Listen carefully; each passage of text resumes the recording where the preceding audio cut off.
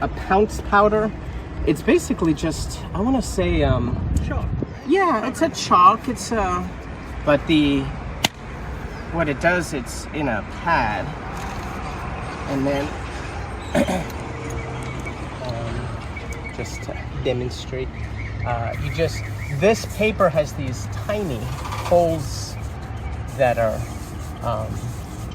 perforated along the line work. And then this chalk goes, of course, through the paper, through the holes, and transfers the design onto the wall. Look at that. Surprisingly stable, meaning this is the first time we did this. Pete and I tested this at the shop. We did a mock wall, and we were surprised to find how much the powder actually, shows up and adheres and everything like that. Just for redundancy, Pete and I have been coming back and doing with a paint pen, just doing a quick little follow-up in the event that, for instance, rain comes and washes the wall. We'll still have the line work. But it's been effective. This is actually a old school sign maker's technique that, of course, muralists have adopted when they can't kind of use a projector to get up on the wall. All right, Ted, I think it's going to be Yeah, your turn to help us out. Yeah. Do you want to What did you over here? do the W? Okay. So, yep. Just kind of rub it in. Give it a light pat. There you go. Yep. You got it. Keep going. Yeah, down. keep going.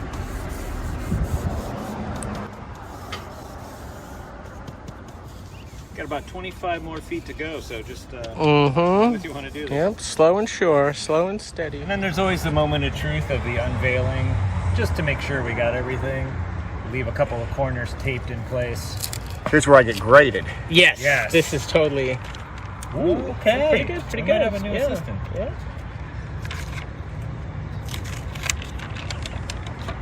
Yeah, that works. Yeah. Actually, we only need that corner. Oh, right. And we have our chalk line. So good. Okay. So that's one. That's one tile. We have our chalk outlines on the wall that we've pounced on there, and then in order that it doesn't get rained out or something happens, wind comes and blows it all away, then we just take a paint pen and kind of outline the edges so that we have a slightly more permanent record of the lettering. And then we'll use this as a guide to come back and actually paint with the durable paint. But now it's just trying to be steady on a rocking, windy lift, 70 feet in the air on a surface that's rough. Of course, when you look at it this close, things are going to be rough, but from far away, it'll look very sharp. I guess as far as when you're doing murals, you can have any kind of surface. This is probably one of the better mural surfaces. Yeah, actually, this one's decent in the sense that even though it has a texture that's a little inconsistent and bumpy and everything, it's better than working on like a contoured block or a concrete block which has mortar joints. So surface area wise, it's straightforward. With some other murals, when you have joints and everything, and brick and block, I guess technically, mathematically, you have a little bit more surface than you bargained for. And then you have to kind of push the paint in to make sure that it appears kind of consistent and homogeneous. But this surface is takes to paint pretty well, and it definitely helps that it was primed and painted before this, so that we're not battling the surface at all in terms of its integrity. And one of the things that up close that you can see is the spacing between the letters is pretty generous, because this is intended to be seen from far away. So we just put a little bit more space between each letter, because we're working a really thin strip, so visibility is key. You want the letters to be as big as possible, but also legible from far away. So it's one of those, like, up close it doesn't look quite right, but from further away it does. And that just has to do with the letter spacing. Actually, if you go down the highway, like if you're on 95 and you see a sign for Fredericksburg, the exit, and you see it from far away, the spacing between each letter looks normal, but as you get closer to that sign and you go under the sign, if you look up, the space between each letter is really huge. So these are the little tricks that Gabe and I use to just gain a little bit more legibility, because this is intended to be seen from far away. Yeah.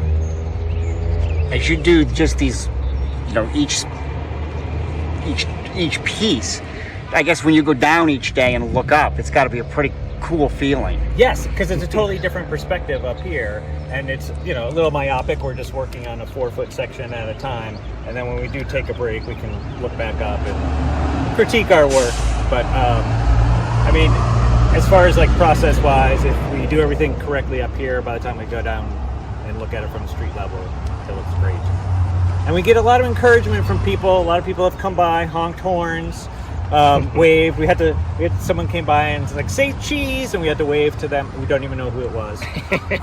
So there's a lot of people who are invested in this building, who feel like an attachment, and so it's gratifying, I think, to be up here. And, like, we like this part building of it. too. Yeah. But people are really into it. Well, and to know that people are going to be looking at this for all these years now, I mean, you'll be able to know you played a part. You played this part in it. Yeah, for sure. In fact, interestingly enough, in having conversations with some visitors at the shop, when you mention it's been known as the Purina Tower through the years, but when you say, "Oh yeah, the tower by the train station," some people are like, what are you talking about? What do you? So it's interesting. Hopefully this project will kind of shed more light on the landmark itself. It's an old grain elevator, right? I forget what year it says down at the bottom. 1920, 1916, 1920. There's 2 dates on it. So 100 years old, and it is in great condition. Like, seeing it this close, like, it's solid. Yeah, very solid. So, but yeah, and I think it'll be neat as like a passenger on the train to see something approaching, like a beacon that's bright and has, of course, a very welcoming message. Well, it's been faded for so long, and now with everything that had been, and now to put the words on it, it just pops. Yeah, it's a fitting 100-year, birthday celebration for it. And sure. And to spend your days up here, that's awesome. It is. Yeah. It's a great view from up here, and like I say, people come by and they'll yell at us. Yell up to us, hopefully not at us, probably to us, or honk their horns, watching the trains. Like, we're starting to get the rhythm of like when the VRE comes every day. And, like, there's a certain detachment up here. It's kind of a nice coupe to. Yeah, it's a break from kind of a standard in-house studio vibe, because I think for both Pete and I, we work kind of solo in the studio. And to be collaborating with someone and literally working together to get this going, it's a nice kind of break in a lot of ways, because you feel like, number one, we've worked out a good kind of system, but also just literally teaming up and collaborating is really a fresh start, so to speak. That's the great thing, the two of you doing this. Because you're known for so many things individually around here, but now this, I'll be able to say that was a Pete and a Gabe thing. Yeah, and it seems like a natural pairing. Like, we're both planners. Gabe has meticulously planned how this can actually become a reality, and has brought that experience. So I'm just the extra set of hands and eyes. My most important job is actually when we lower the lift or we're coming to the sidewalk, I make sure we don't bop anybody in the head. Yeah. That's my primary function. Well, Pete was big on the front end. In fact, he did a lot for before things even kind of got the green light. He did a lot of design variations of what it could be, what this kind of facelift could look like.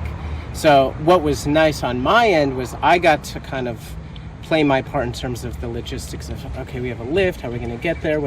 But on the design end, that was kind of taken care of with Pete. So it was a good kind of partnership, so to speak. And the design, it's simple and right there. There's nothing cluttered about it.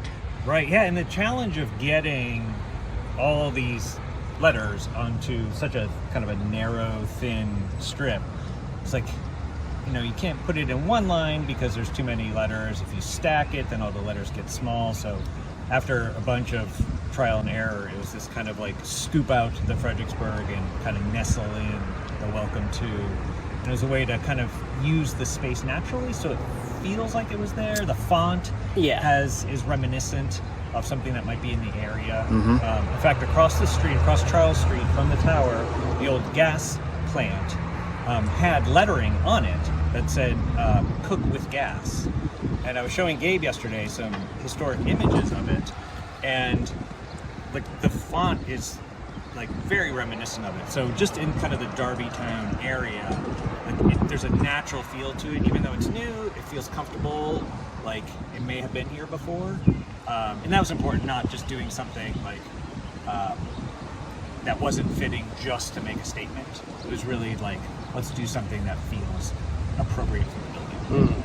Oh, it does. It just looks, and it projects so well wherever you see it. Yeah, this is interesting because it's seen from so far away. Normally, like murals, there's kind of a distance that you kind of observe it, or maybe it's a street, but this one, I mean, I don't know how far you can see it, but it's pretty far. That'll be interesting to see, I guess, from the public shots, like telephoto lens shots of this in its landscape. Before we started, I took some photos up, walking from the shop to Liberty Town, like up the hill, like what little peaks of it can you see? And I think it'll be neat to see that, revisit those spots and see how it kind of pokes up along the landscape. And because it's been faded, I think we've all you don't pay attention to it. Now you have to. You do, yes. And in a way, it's sort of a make-work project for all of our artist friends, because they've all drawn this and painted it with the red and white checkers and the blue stripe. So now we're just giving them more work. Yeah, revisions. Yeah, revision. Yeah. Yep, so if you own a piece of art that has a Purina Tower, give it back to the artist and tell them to repaint it. It's out of date, right? So the pages that you do to trace this, and you did all that ahead. You did all that ahead of time. Yeah, from Pete's digital file, he provided me a full scale digital artwork, and then we had that produced, the line work produced with those kind of micro pounced out holes in them. So that was delivered last week, a day before our first day on site. And I just went through it and chopped it up into 4-foot sections, and took off the top and the bottom so it was more manageable to handle. And checked it, of course, made sure we spelled everything right. But that was, with mural projects, sometimes a lot of it is the artist will be confident with, say, 70% of what's going to be done, but the other 30% is just moving targets of like, I don't know, will it work like this?